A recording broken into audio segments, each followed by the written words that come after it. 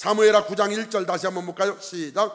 다윗이 이르되 사울의 집에 아직도 남은 사람이 있느냐? 내가 요나단으로 말미암아 그 사람에게 은총을 베풀리라 하니라. 아멘. 누구 덕분에 누구로 말미암아 은총을 베푼다 했어요? 요나단. 여러분과 저도 마찬가지로 하나님의 은혜를 받을 만한 자격이 요만큼도 없지만 예수 그리스도 그분으로 인하여 예수 그리스도 그분 덕에 하나님을 아버지라 부를 수 있는 엄청난 축복을 누리고 있는 줄 믿습니다. 은총을 베풀리라. 이 은총이라는 단어 기억하세요. 여러분, 은총이 뭐냐? 헤세드. 원문으로 보면 헤세드인데 그 뜻은 이렇습니다. 은총, 은혜, 자비, 긍휼, 인자, 친절, 선대, 인애. 이게 다 은총이라는 단어예요. 백성과 맺은 언약에 기초한 하나님의 사랑을 나타낼 때 주로 사용했습니다. 헤세드. 여러분과 저는 하나님의 은총, 헤세드, 이 은총을 받았기에 지금 하나님의 자녀가 된 줄 믿습니다. 이 은총을 받은 거예요. 헤세드. 사무엘상 20장에 보면 이런 내용이 있죠. 20장 15절 시작. 여호와께서 너 다윗의 대적들을 지면에서 다 끊어버리신 때에도 너는 내 인자함, 이게 헤세드예요. 인자함을 내 집에서 영원히 끊어버리지 말라. 요나단이 한 얘기예요. 이에 요나단이 다윗의 집과 언약하기를 여호와께서는 다윗의 대적들을 치실지어다 아니라 다윗에 대한 요나단의 사랑이 그를 다시 맹세하게 하였으니 이는 자기 생명을 사랑함같이 그를 사랑함이었더라. 여러분, 요나단과 다윗은 얼마나 가까웠나 몰라요. 그러면 요나단이 다윗 도망 다닐 때 숲속에서 만나가지고 이렇게 말합니다. 네 대적들은 다 끊어질 것이다. 너 나중에 우리 가족에게 너의 인자함을 베풀어 달라.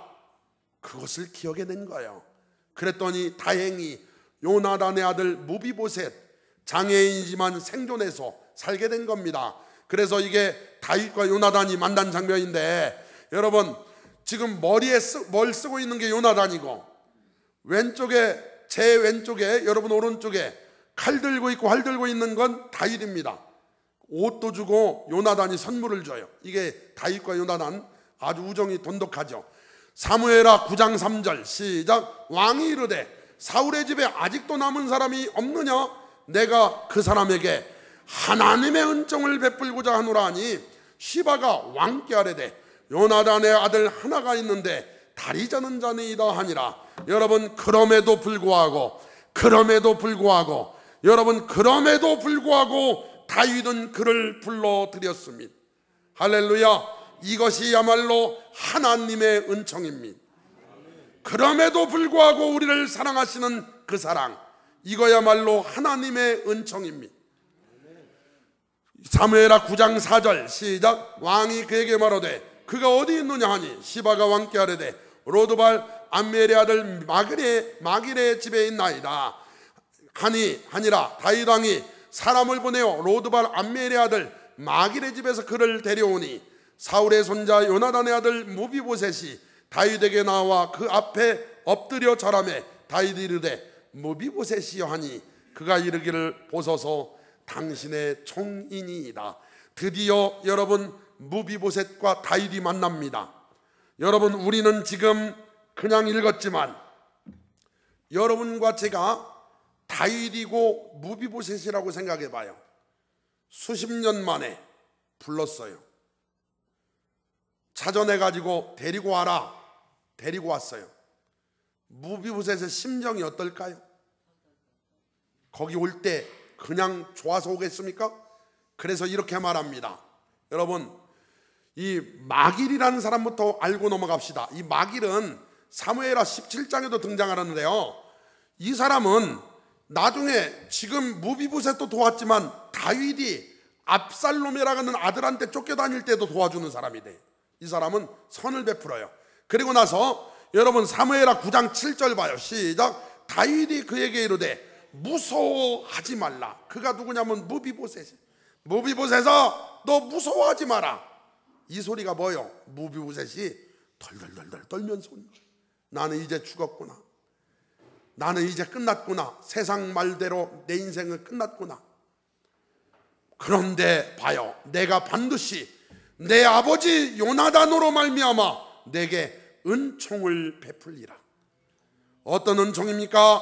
내가 내 할아버지 사울의 모든 밭을 다 내게 돌어주겠고 또 너는 항상 내 상에서 떡을 먹을지니라 하니 그가 절하여 이르되 이 종이 무엇이기에 왕께서 죽은 개 같은 나를 돌아보시나이까 하니라.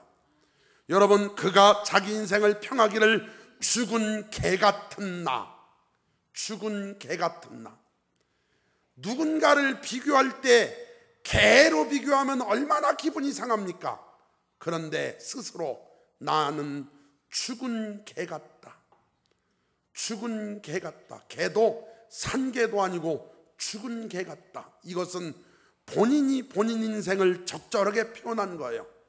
그 누구도 알아주지 않는 몰락한 집안의 왕자이며 비운의 왕자죠. 거기에다가 유모가 떨어뜨려서 두 다리를 못 쓰게 되었고 그 누구도 알아주지 않아 숨어서 수십 년째 살고 있는 그런데 그런 그를 불러줬으니 그가 왕 앞에서 이렇게 말합니다. 죽은 개 같은 나. 사랑하는 성도 여러분, 무비보셋 이런 사람이 은총을 받을 만한 자격이 있나요? 여러분과 저도 은총을 받고 살 만한 자격이 있는지, 그러나 아무 자격이 없지만 그 아버지와 다윗의 언약 덕분에 그가 이런 축복을 누리는 거라면 여러분과 저도 아무 받을 만한 자격이 없지만 하나님의 아들 예수 그리스도 그분의 공로를 통해 여러분과 저는 하나님의 자녀가 된 줄 믿습니다. 이거야말로 은총입니다. 이거야말로 은혜입니다. 이거야말로 하나님의 은혜입니다. 할렐루야! 이거야말로 큰 은혜인 줄 믿습니다.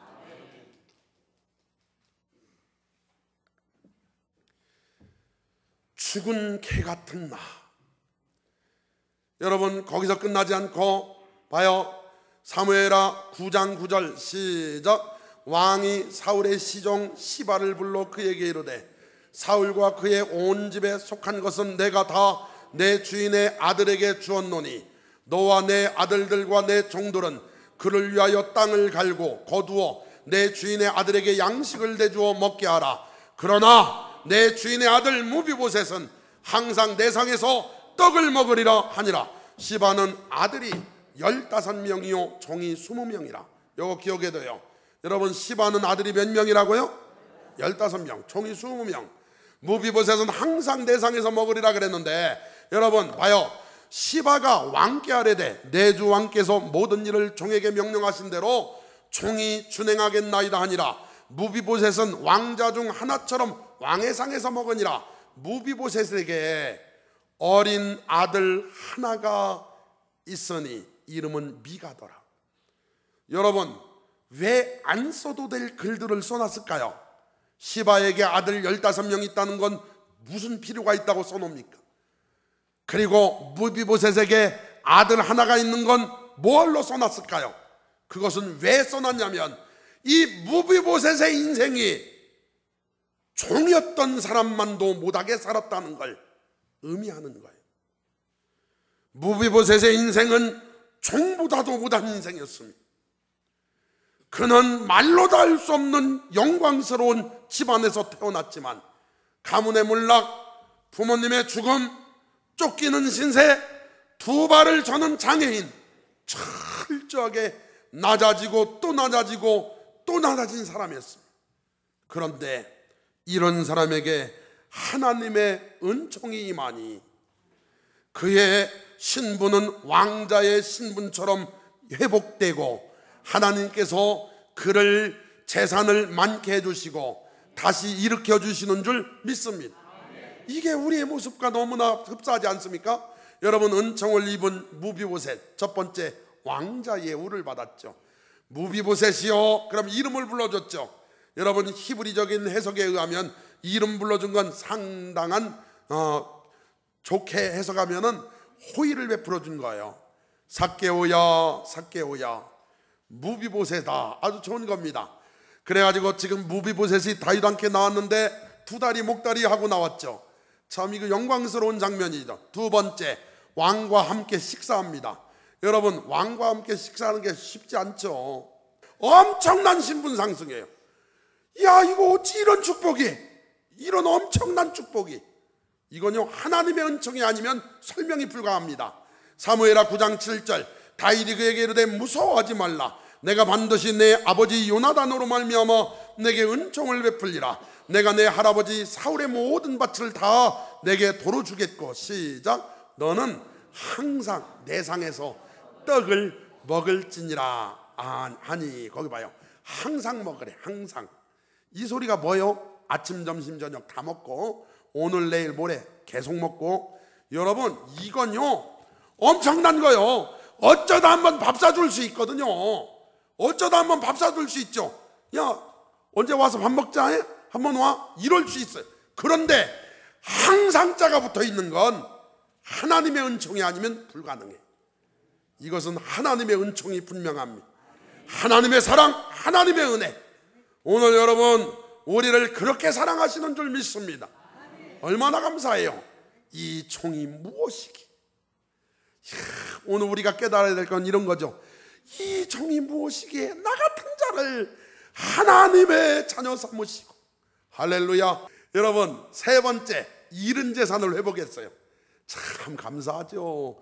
여러분, 얼마나 감사해요. 봐요. 사무엘하 9장 7절 시작. 다윗이 그에게 이르되 무서워하지 말라. 내가 반드시 내 아버지 요나단으로 말미암아 내게 은총을 베풀리라. 내가 내 할아버지 사울의 모든 밭을 다 내게 도로 주겠고. 여러분, 사울이 밭을 많이 갖고 있었을까요? 조금 갖고 있었을까요?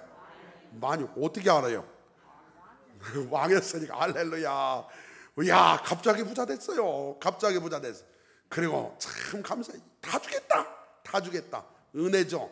네 번째, 이 여러분 무비보셋은요 은혜를 아는 삶을 살았어요. 여러분, 다섯 번째, 생명을 보장받는데 열왕기 이 사무엘하 21장에 보면 이런 사건이 있어요. 3년 동안 다윗 왕국에 기근이 옵니다. 그때 다윗이 하나님께 부르짖어요. 그랬더니 당시 기브온이라고 하는 민족이 있는데 기브온과 언약을 파기를 사울이 했다는 거예요. 사울이 해서 기근이 왔다는 거예요. 그래서 다윗이 기브온 백성을 찾아갑니다. 여러분 아시다시피 그 기브온과 이스라엘 백성들의 언약은 여호수아 9장에서 있었어요. 그런데 세월이 많이 흘렀는데 사울이 그 언약을 파기했다는 거예요. 성경에 어떻게 파기했는지는 몰라요. 나오진 않습니다만 기브온 백성을 사울이 죽였대요. 그러니까 기브온 백성을 불러다가 어떻게 하면 좋겠냐 그랬더니 사울의 친족 7명을 나무에 달아달라고. 다윗이요 그때 다른 사람들을 달고 무비보셋을 아껴요. 무비보셋이 1순위로 달려야 될 사람이거든요. 거기에 사무엘하 21장 7절 시작. 그러나 다윗과 사울의 아들 요나단 사이에 서로 여호와를 두고 맹세한 것이 있으므로 왕이 사울의 손자 요나단의 아들 무비보셋을 아끼고. 여러분과 저를 하나님이 아껴주시는 줄 믿습니다. 이게 하나님의 은총이에요. 하나님의 은총. 여러분 성경 한번 읽어볼까요? 로마서 3장 23절 시작. 모든 사람이 죄를 범하였음에 하나님의 영광에 이르지 못하더니. 여러분과 저는요 엄청난 죄인입니다. 모든 사람이 죄를 범한 그 속에 여러분과 제가 포함되어 있지 않습니까? 로마서 6장 23절 시작. 죄의 삭은 사망이요 하나님의 은사는 그리스도 예수 우리 주 안에 있는 영생이니라. 아멘. 여러분 하나님의 헤세드의 은혜가 어떻게 임하냐? 요한복음 3장 16절 시작. 하나님이 세상을 이처럼 사랑하사 독생자를 주셨으니 이는 그를 믿는 자마다 멸망하지 않고 영생을 얻게 하려 하심이라. 이게 하나님의 헤세드예요. 하나님의 은총. 할렐루야. 하나님이 세상을 이처럼 헤세드하사 우리에게 은혜를 베풀어 주신 줄 믿습니다. 로마서 5장 8절 시작. 우리가 아직 죄인 되었을 때 그리스도께서 우리를 위해 죽으심으로 하나님께서 우리에게 대한 자기의 사랑을 확증하셨느니라. 이게 하나님의 은총, 하나님의 헤세드. 그 사랑이 아들을 보내셨고 그 사랑이 이 땅에 와서 생명을 내어놓으신 줄 믿습니다. 요한일서 4장 9절 시작. 하나님의 사랑이 우리에게 이렇게 나타난 바 되었으니 하나님이 자기의 독생자를 세상에 보내심은 그로 말미암아 우리를 살리려 하심이라. 사랑은 여기 있으니 우리가 하나님을 사랑한 것이 아니요 하나님이 우리를 사랑하사 우리 죄를 속하기 위하여 화목제물로 그 아들을 보내셨습니다. 아멘. 화목제물로 그 아들을 보내주셨습니다. 이게 하나님의 사랑, 하나님의 은혜인 줄 믿습니다.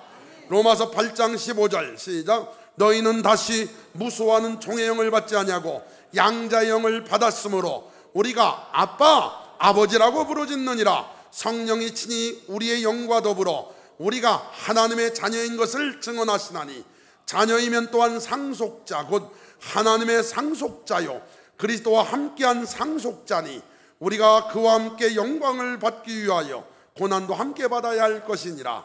할렐루야. 여러분과 저는 죄인입니다. 죄의 삭으로 지옥 갈 수밖에 없는 자들인데 하나님의 은혜는 여러분과 저를 사랑하셔서 아들을 보내주셨고 그 아들 예수님은 은혜로 이 땅에 오사 우리를 대신해 십자가에 달려 죽으셨고 우리를 의롭다 하시려고 다시 살아나셨고 영접하는 자 곧 그 이름을 믿는 자 하나님의 자녀가 되는 권세를 주셨고 그 은혜로 여러분과 저는 하나님 아버지를 그분을 아빠, 아버지라고 부를 수 있는, 여러분과 저는 무비보셋보다 더하면 더했지 못하지 않거든요.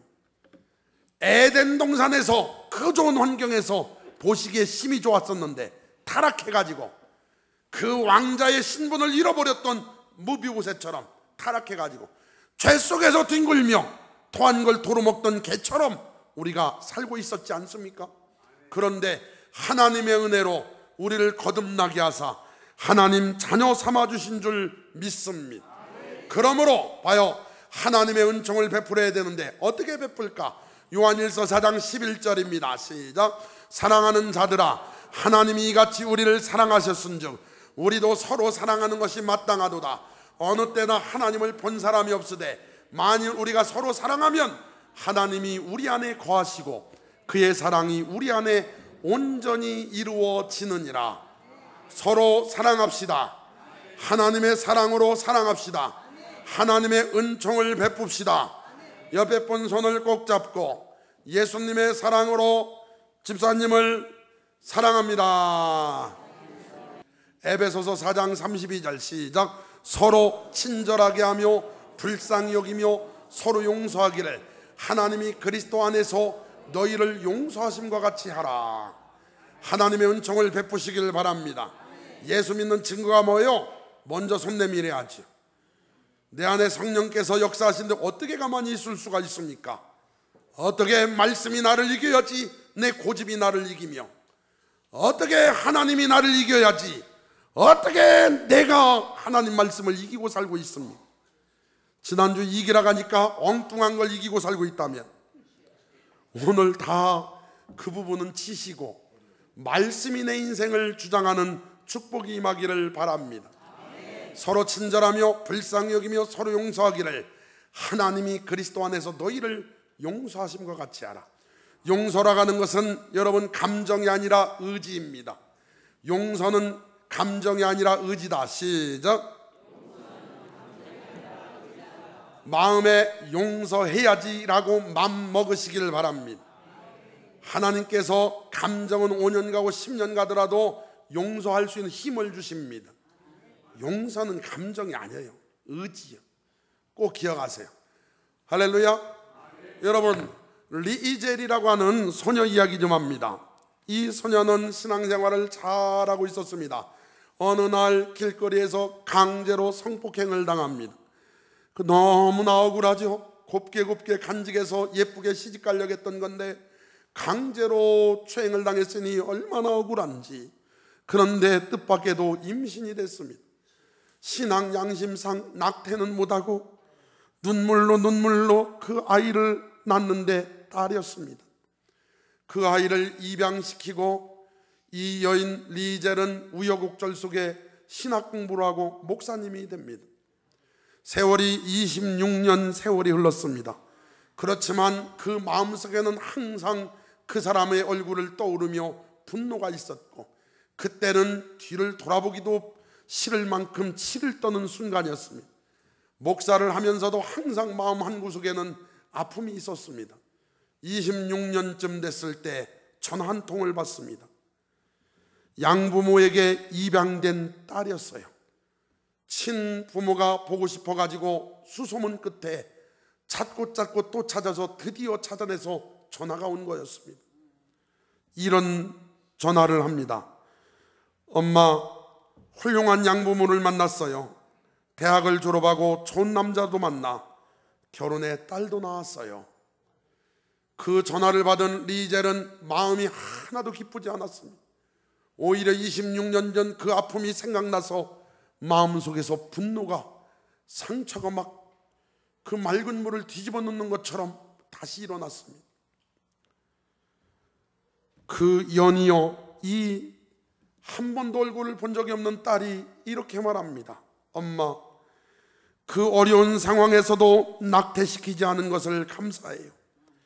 내가 믿는 예수님을 엄마에게도 꼭 전하고 싶어서 내가 이렇게 엄마한테 전화했어요. 엄마, 예수 믿고 꼭 천국 가세요. 자기 엄마가 목사가 된 것도 모르고, 엄마, 내가 이렇게 엄마를 찾아서 전화한 건 첫 번째, 나를 낙태시켜 주지 않아서 고맙다는 얘기하고 싶고, 두 번째, 예수 믿고 천국 가시라고. 그 전화를 받는 순간 이 리젤의 마음속에 그동안에 한이 되고 분이 됐던 그 고통이 봄볕에 눈이 녹아내리듯 싹 사라져버려. 하나님의 은혜가 임했습니다. 사랑하는 성도 여러분, 하나님의 은혜가 뭘까요? 하나님의 은혜는 적당히 용서하고 적당히 노력하면 되고 그 정도가 아닙니다. 여러분, 받을 수 있는 자격이 전혀 없는 무비보셋 같은 자라 할지라도 하나님의 은혜는, 하나님의 헤세드의 은총은 그 사람을 품었고 용서했고 회복시켰고, 여러분과 저는 죄인이지만 하나님의 은혜를 맛보면 남은 인생 이미 맛본 여러분과 저는 다르게 살 줄 믿습니다. 그게 하나님의 은혜예요.